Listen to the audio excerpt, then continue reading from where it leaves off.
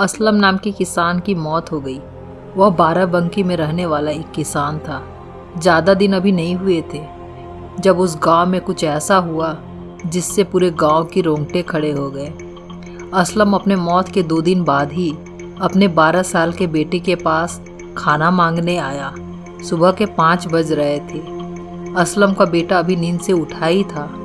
उसे लगा कोई भूखा व्यक्ति खाना मांगने के लिए आया है। उसने उसे खाना दे दिया। अगले दिन असलम वापस खाना मांगने के लिए आया। असलम के बेटे ने असलम को नहीं पहचाना और उसने खाना देने से मना कर दिया। अगले दिन जब असलम के बेटे का दोस्त मिंकू उसको क्रिकेट खेलने के लिए बुलाने आया, उसने ऐसा चिल्लाया कि पूरा गांव हिल उठा। गांव के सभी लोग वहां इकट्ठा हो गए। उन्होंने देखा कि असलम का बेटा मरा पड़ा है। उसके शव को देखकर साफ पता चल रहा था कि उस बच्चे के शरीर में एक बूंद भी खून की नहीं बची है, क्योंकि उस बच्चे का शरीर पूरी तरह से सफ़ेद पड़ चुका था और उसकी आंखें खुली हुई थी, जिन्हें देखकर लग रहा था मानो बच्चे ने मरते समय कुछ बेहद खौफनाक चीज़ देख ली हो। उस बच्चे के डेड बॉडी में सबसे ज़्यादा विचित्र यह बात थी कि बच्चे के गर्दन की दाहिना और पिछला भाग पूरी तरह से घायल था। उसके घाव को देखकर ऐसा लग रहा था कि मानो कि किसी ने उस बच्चे को गर्दन से नोच खाया हो। इस मौत के बाद लगातार 7 दिनों तक बिल्कुल इसी तरह से मौतों का सिलसिला चलता रहा और उस गांव के लोगों के बीच खौफ इस कदर बढ़ गया था कि गांव वालों ने पिशाच पकड़ने वाले बाबा को बुलाया सहायता के लिए।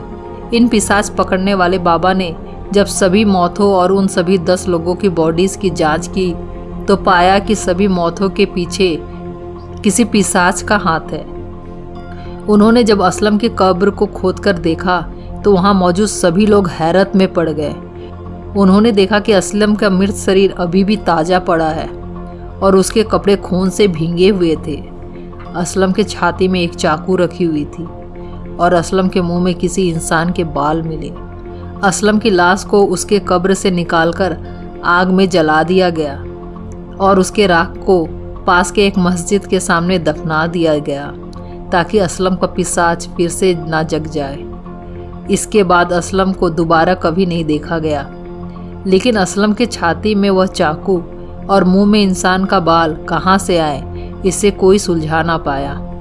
या असलम पर किसी ने काला जादू करके उसे पिशाच बनाया, इस सवाल का जवाब भी असलम के साथ हमेशा के लिए मस्जिद के ज़मीन में दफन हो गया। दोस्तों, आपको यह हॉरर स्टोरी कैसी लगी नीचे कमेंट करके ज़रूर बताइएगा। और अगर ऐसे ही स्टोरीज़ देखना चाहते हैं इस चैनल पर तो चैनल को सब्सक्राइब ज़रूर करें। मिलते हैं एक और नई डरावनी कहानी के साथ।